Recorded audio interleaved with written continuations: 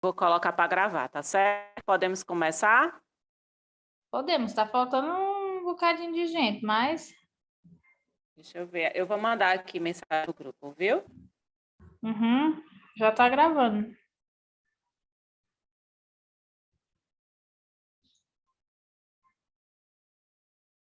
Pronto. Então vamos lá, né? Hoje a gente vai abordar sobre doença coronariana, mais precisamente sobre infarto agudo do miocárdio, ok?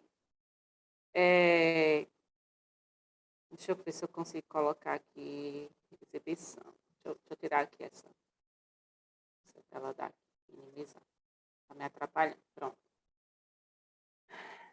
Então, a gente vai fazer uma leve revisão sobre a anatomia coronariana. As artérias coronárias, elas são os primeiros ramos da aorta, onde os ossos coronários direito e esquerdo, eles emergem nos seios de Valsalva e podem ser subdivididos, né, em artéria coronariana esquerda e direita.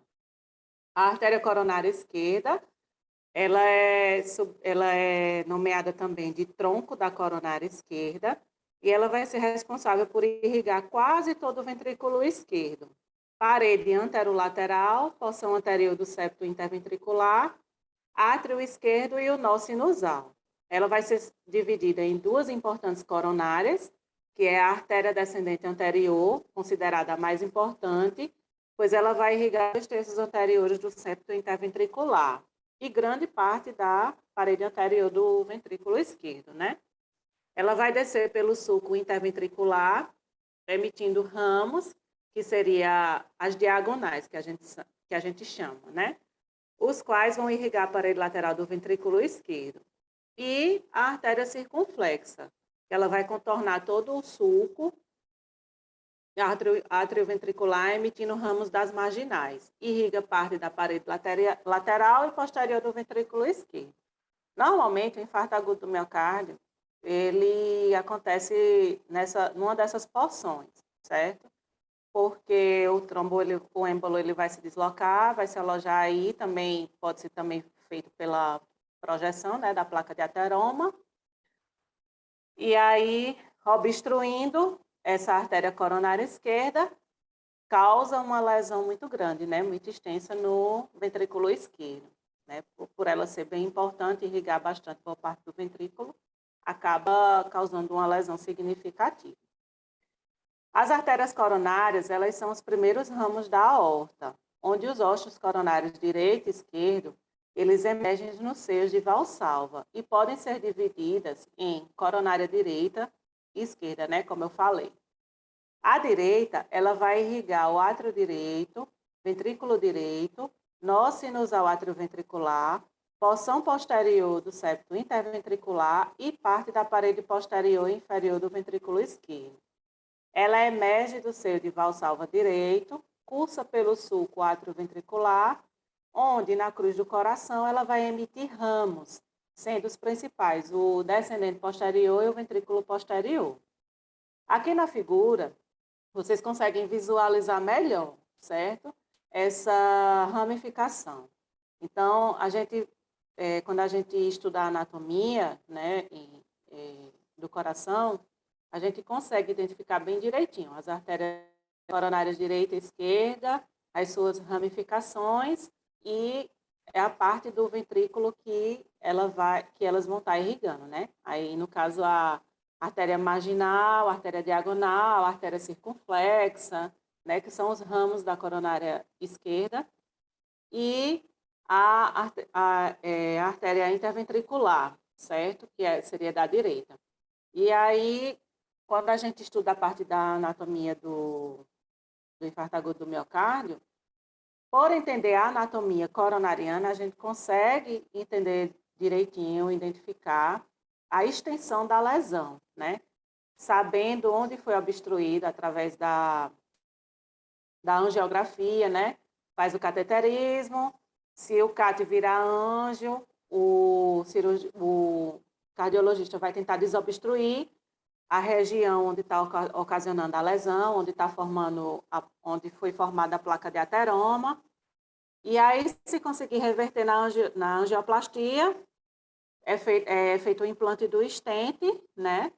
implanta-se o stent, onde foi ocasionado a lesão, a placa de ateroma, e aí consegue reverter o fluxo da artéria. Caso não consiga reverter, né, com a angioplastia, a gente considera que esse paciente é um paciente multiarterial, e aí o paciente ele vai ser submetido à cirurgia de revascularização do miocárdio. No caso, cirurgia que ser submetida a uma cirurgia cardíaca. Importante a gente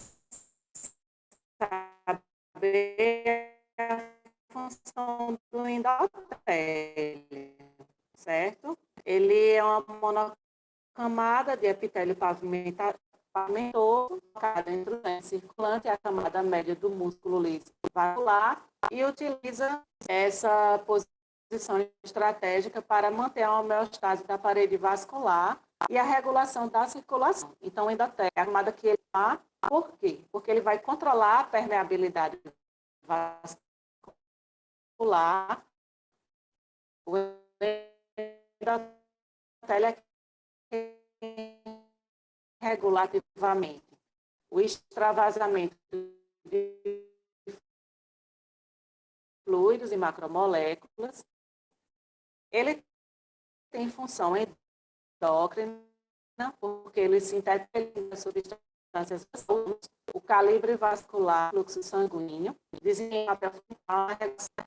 A função também do endotélio é que vai produzir substâncias. Né? Quais seriam essas substâncias? Essas denominadas de fatores relaxantes devem ser, talvez pela vasodilatação, a prostaciclina e o monóxido de carbono. Fatores constritores do endotélio, que aí seriam a endotelina, a enzima conversora de angiotensina, que é a famosa ECA, responsável pelo perdão do angiotensinogênio e antenina. Constritor. E outra substância também é o patrocínio derivado das plaquetas, da lisa e do ciclobaixo, do sistema cardiovascular. E aí, entrando na síndrome coronariana aguda, que a gente é uma sigla muito utilizada, a turma, se todo mundo trabalha na área, mas quando a gente pega um paciente, quando a gente lê um prontuário de um paciente coronariopata, vai sempre ter essa sigla lá, né? SCA, SCA. E aí significa síndrome coronariana.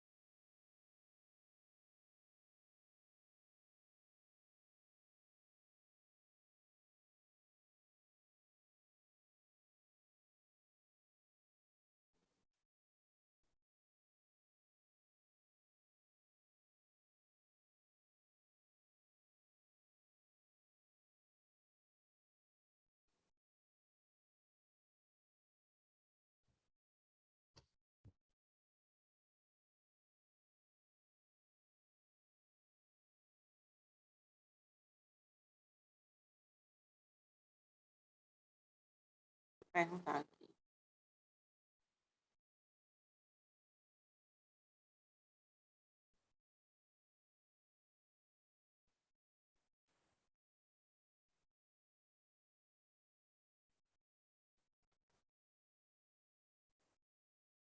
Vocês conseguiram me ouvir? Que eu acho que a conexão caiu aqui. Ficou atualizando e aí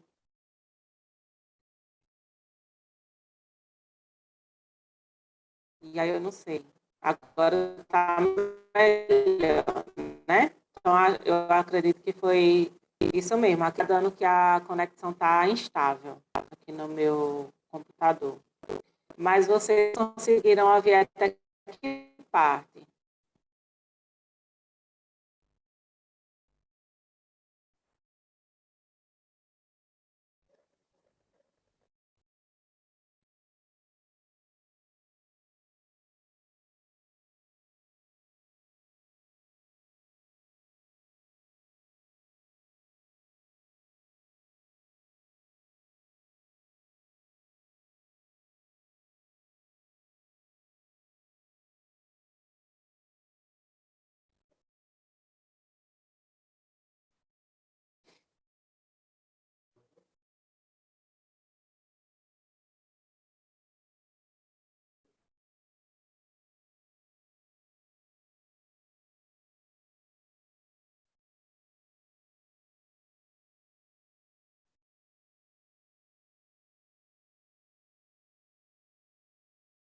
Eu acho que a conexão acabou caindo de novo.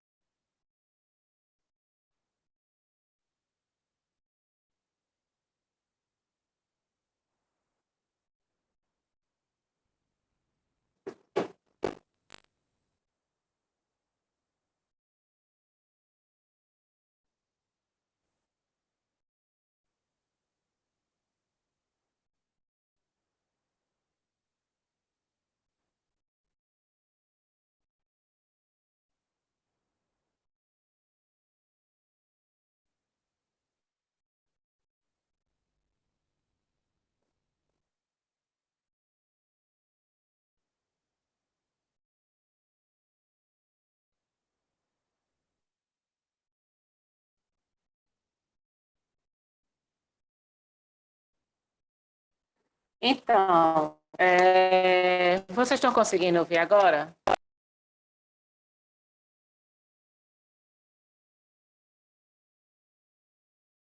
Estão conseguindo ouvir agora? É porque ficou dando como se a conexão tivesse instável.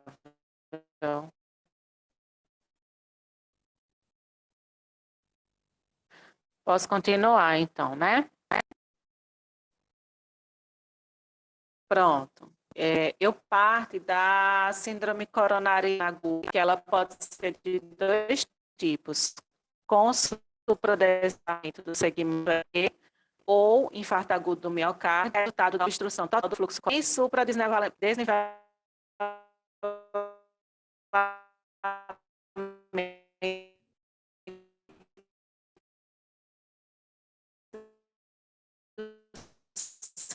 segmento ST, que aí seria uma oclusão Professora, boa noite, professora. Com licença. pré-pelangina instável ou infarto agudo. Não está aparecendo os slides, não. Não está aparecendo os slides, a gente está travando muito. Deixa aqui compartilhar. Boa noite. À vontade. Pode dizer. Professora, não está dando para Está travando muito, né? Eu que era só no... Não dá para entender nada, professora. Infelizmente, está muito ruim mesmo.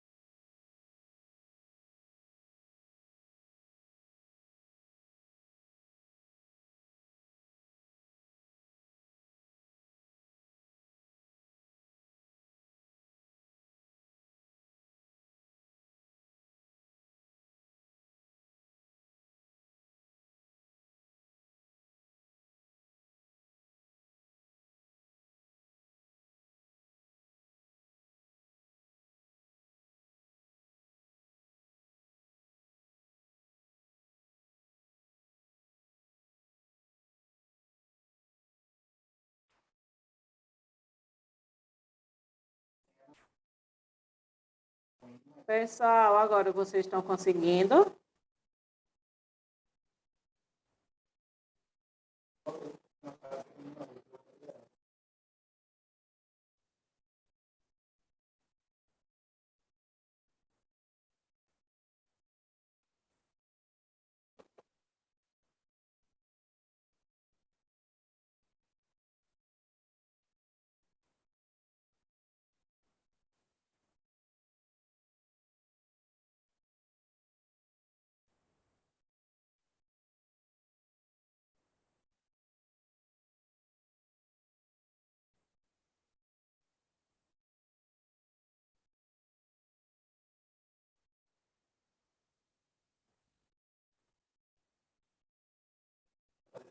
Eles estão dizendo que está vendo os slides.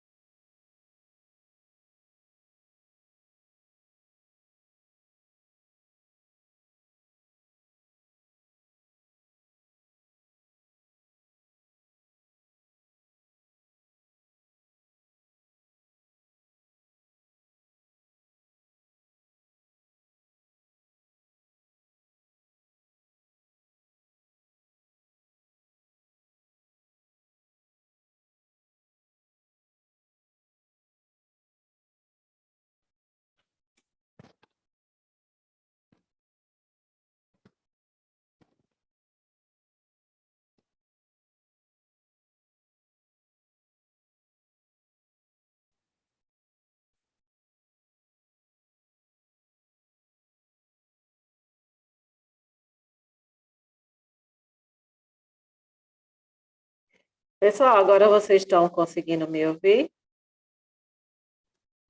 Agora vocês conseguem me ouvir? Dá para continuar a aula?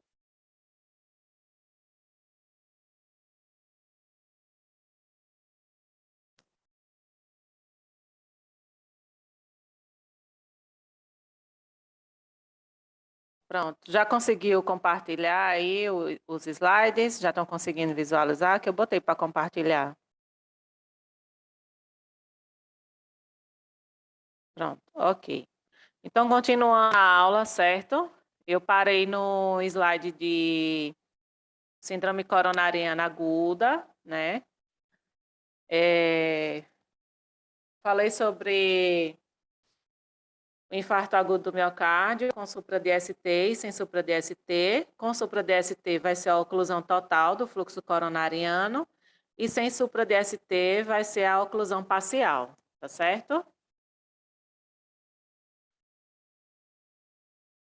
Aqui no desenhozinho a gente consegue relembrar, né, a onda ST, complexo QRS, onda P, ok?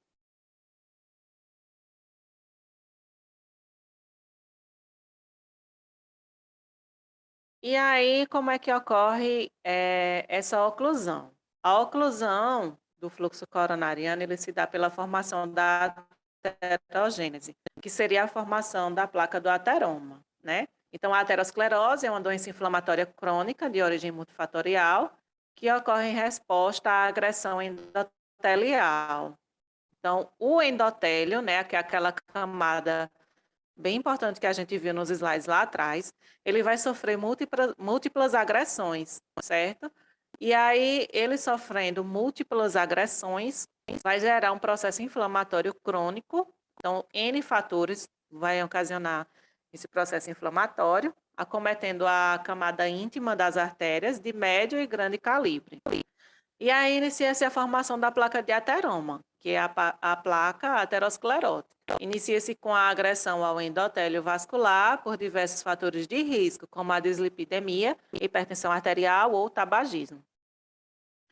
A disfunção endotelial aumenta a permeabilidade da íntima às lipoproteínas plasmáticas, favorecendo a retenção destas no espaço subendotelial.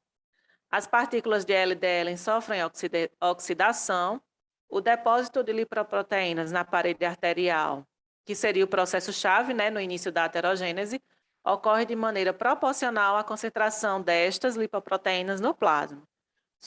Surgimento de moléculas de adesão leucocitária na superfície endotelial, processo estimulado pela presença do LDL oxidada.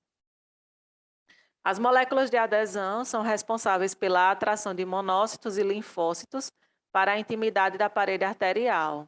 Induzidos por proteínas quimiotáticas, os monócitos migram para o espaço subendotelial, no qual se diferenciam em macrófagos que, por sua vez, captam as LDL oxidadas.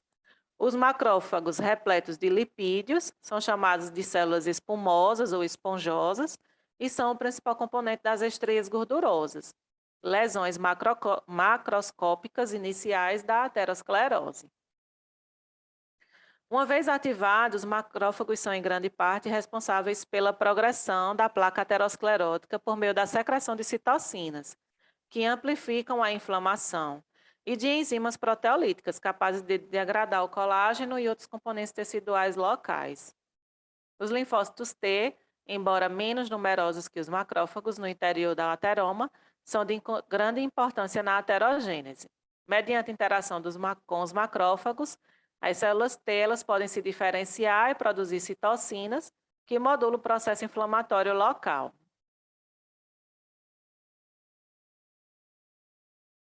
Alguns mediadores da inflamação eles vão estimular a migração e a proliferação das células musculares lisas da camada média arterial. Estas, ao migrarem para a íntima, passam a produzir não só citocinas e fatores de crescimento, como também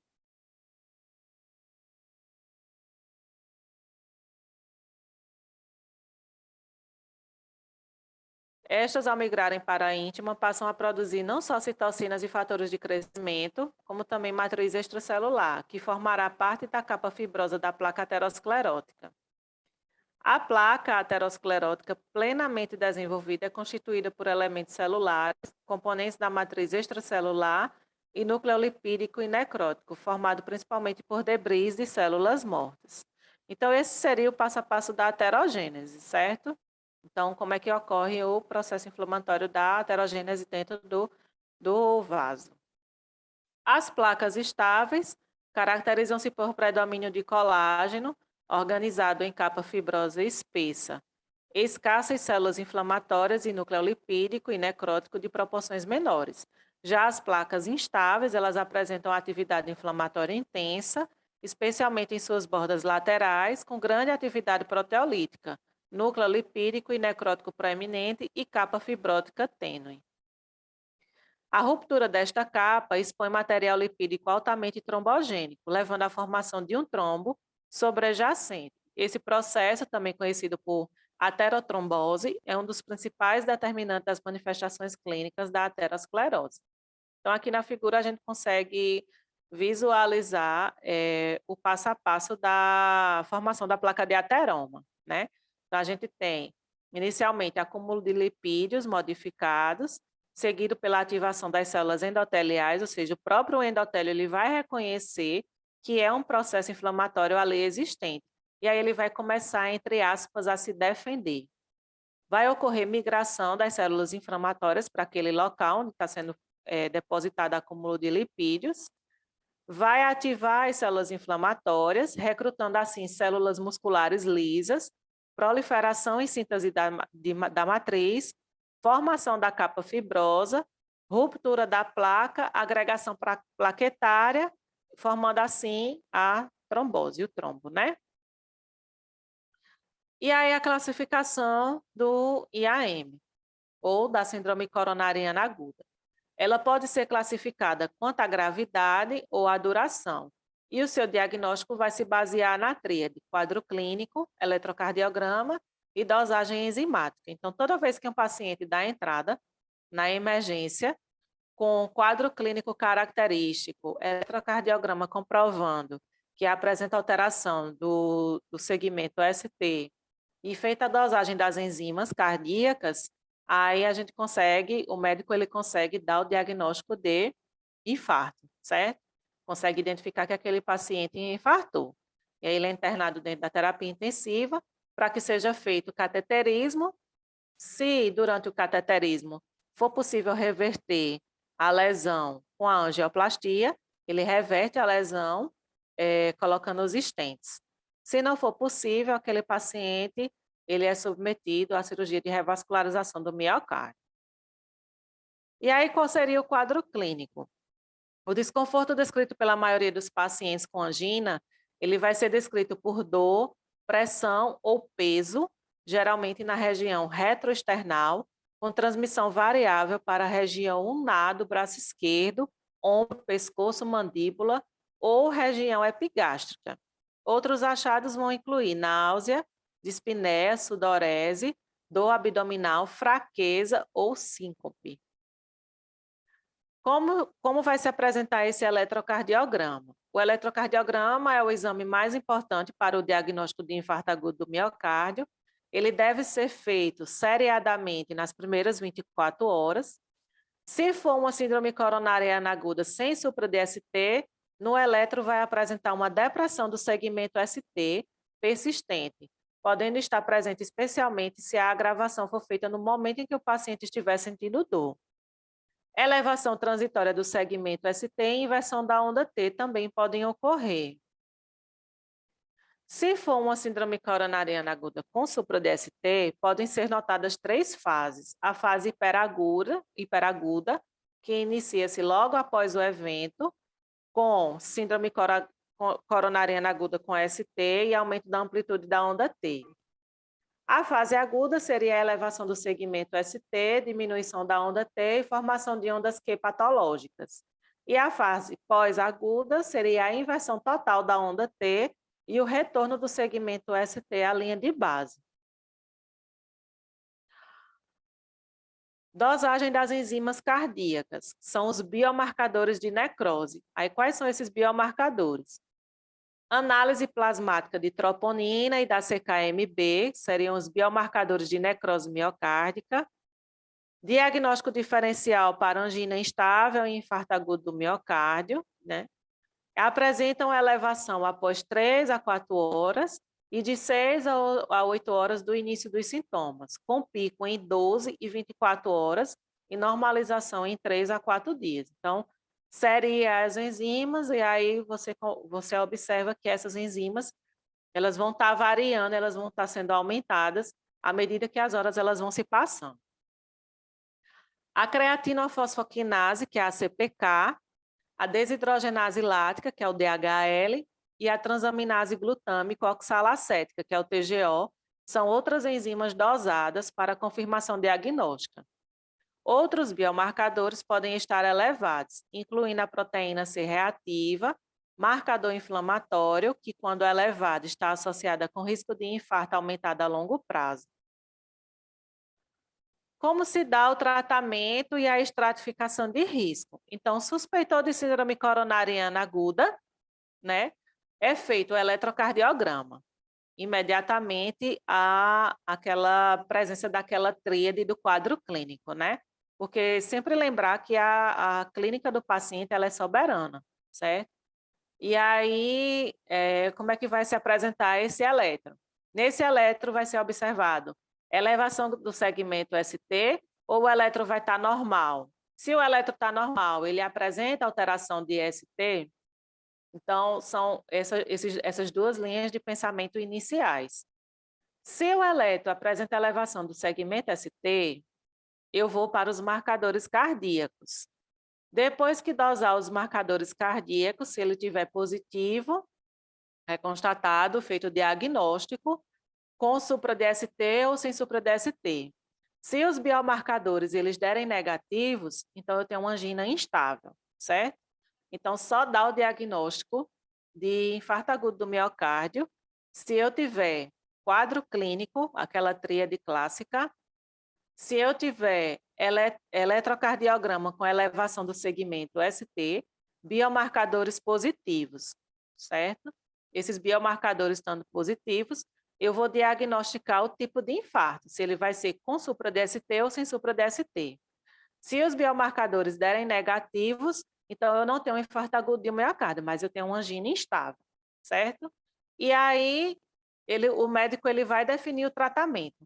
O eletro dando os biomarcadores estando positivos, o quadro clínico da tríade clássica e o eletro com supra-DST, é feito a reperfusão imediata. Então, o paciente interna na UTI, vai ser observado, vai ser transferido para a hemodinâmica, para que na sala da hemodinâmica ele seja submetido ao cateterismo.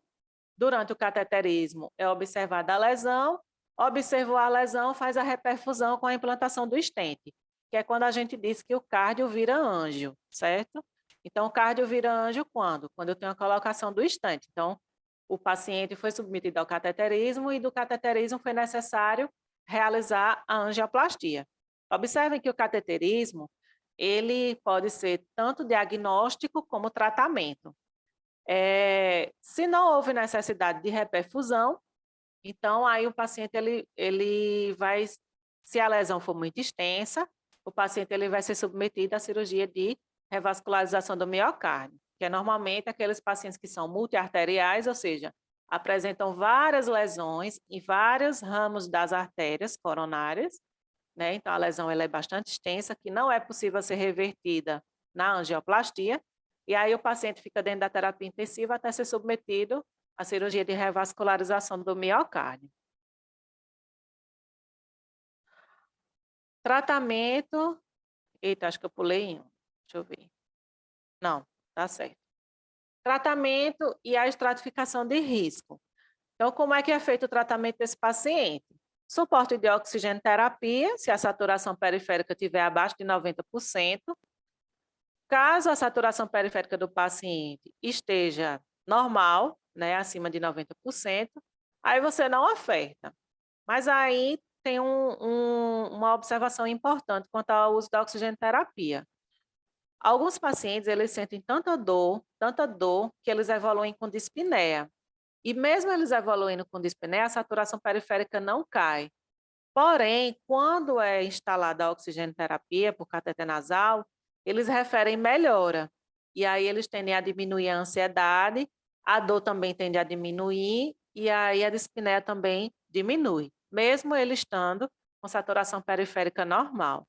Então, tem que ter muito cuidado com esse paciente e ser muito criterioso com o uso da oxigenoterapia, porque muita gente hoje não oferta oxigênio para esse paciente, porque alegando que a saturação periférica está dentro da normalidade. Entendo que a saturação periférica esteja dentro da normalidade, mas como o coração ele está trabalhando com sobrecarga, ou seja, de forma bem lática ali por conta da lesão, ele não está conseguindo fazer essa demanda de oxigênio para o miocárdio. E aí é isso que gera a sudorese, a dispneia, a ansiedade e a dor intensa, certo? Então, às vezes, mesmo com a saturação periférica estando normal, se o paciente cursar com essa sintomatologia, é importante que a gente oferte um pouco de oxigênio para esse paciente, um fluxo bem baixo, bem basal mesmo. E aí, quando a medicação vai fazendo efeito, o clopidogrel vai fazendo efeito, aí a gente suspende essa oxigenoterapia e deixa o paciente sob observação. Outra estratificação de risco de tratamento é quanto às medicações antianginosas, que seria a nitroglicerina sublingual ou endovenosa, que é um vasodilatador predominantemente arterial. Ele proporciona redistribuição do fluxo sanguíneo e redução de pré- e pós-cargas. O uso de morfina também, intravenoso em bolo, é importante, né, ser utilizado. Beta-bloqueadores, que vão inibir a estimulação adrenérgica e causar redução da frequência cardíaca, da contratilidade miocárdica e da pressão arterial, permitindo a diminuição de consumo do oxigênio pelo miocárdio. Os antiagregantes plaquetários também é uma forma de tratamento, que é um dos fármacos que diminui a mortalidade. Existem 3 grupos de drogas antiplaquetárias, que é o ácido acetilsalicílico, os derivados do tienopiridínicos e bloqueadores dos receptores P2 e Y12, que é o clopidogrel, como eu falei antes, ou os bloqueadores dos receptores da glicoproteína 2B e 2A. Outros anticoagulantes também, que vão prevenir a formação de trombos, que aí seria a utilização de heparina não fracionada e a heparina de baixo peso molecular. E o tratamento de reperfusão, como eu falei, a questão da angioplastia, né? Então, ela vai restaurar o fluxo na artéria obstruída, a fibrinólise e a intervenção coronariana percutânea, que seria a angioplastia transluminal percutânea, né? Que é uma forma de você fazer do cardiologista fazer a reperfusão daquela artéria que está obstruída. Trouxe um pouquinho sobre a questão dos medicamentos também, né? É importante a gente saber um pouco sobre a questão dos medicamentos. Então, a classe dos antiplaquetários, a gente tem o AS, né? Que é o ácido acetilsalicílico, e os derivados do tienopiridínicos.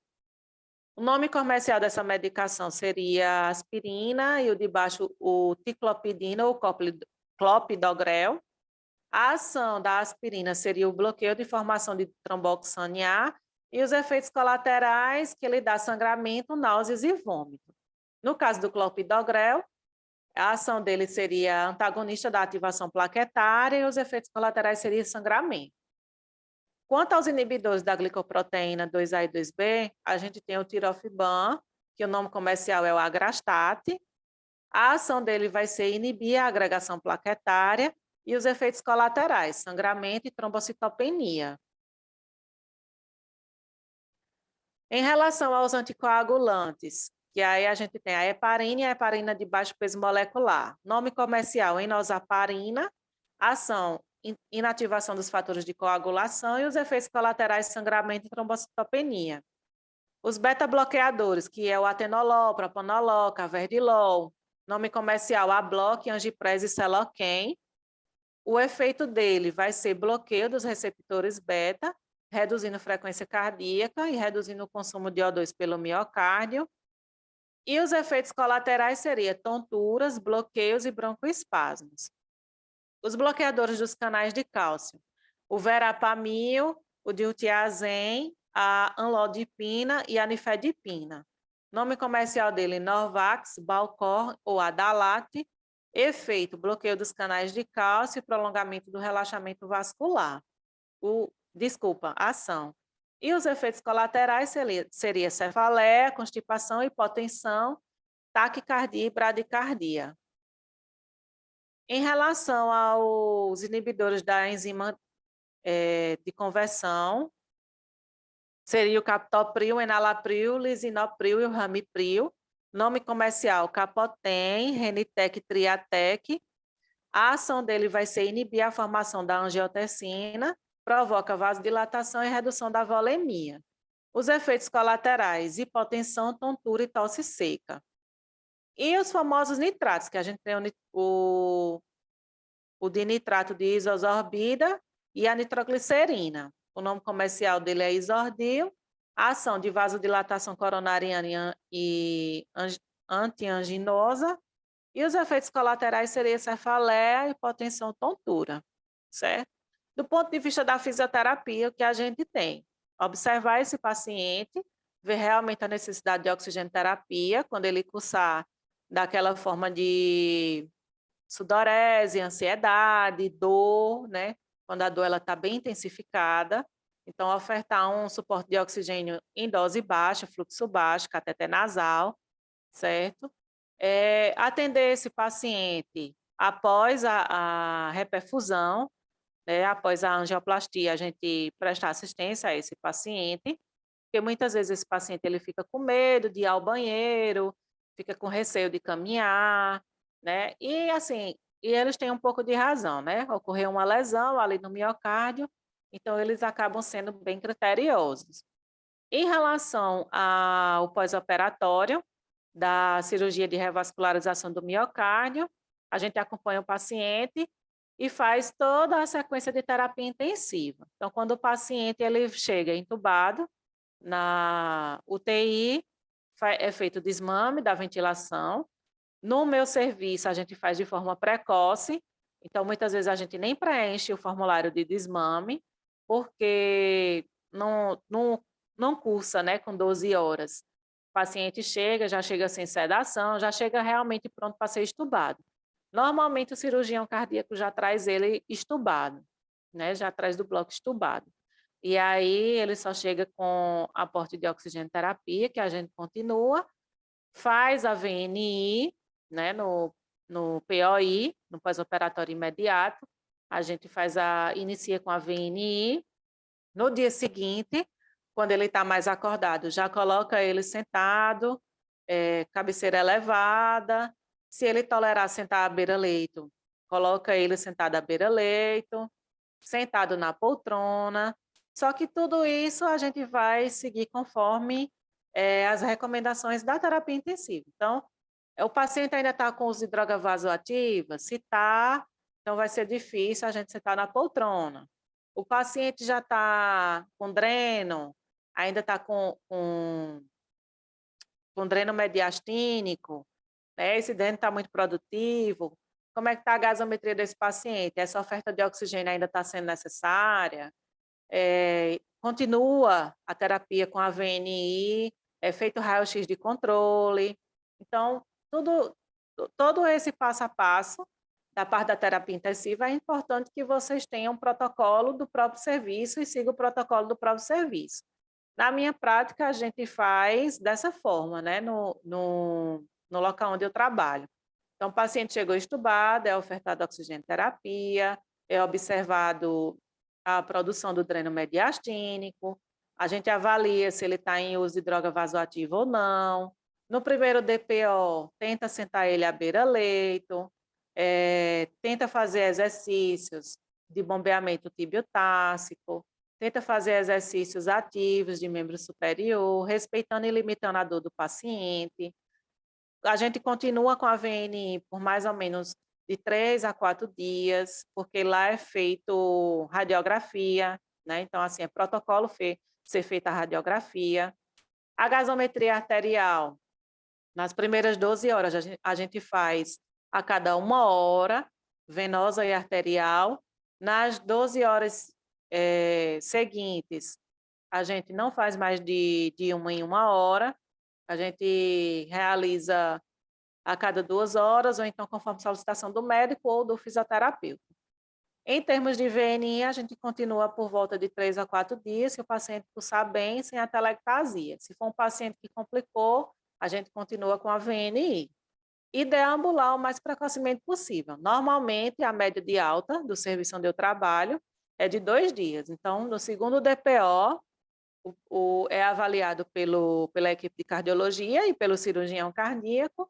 Se o paciente estiver bem, ele já tem alta para a enfermaria e a gente continua a fisioterapia na enfermaria. Bom, gente, finalizando essa aula de hoje, amanhã a gente vai ter mais um encontro, né? Amanhã vai ser insuficiência cardíaca congestiva. No terceiro dia de aula com vocês, eu queria combinar para poder fazer a atividade, né, a atividade avaliativa de vocês. E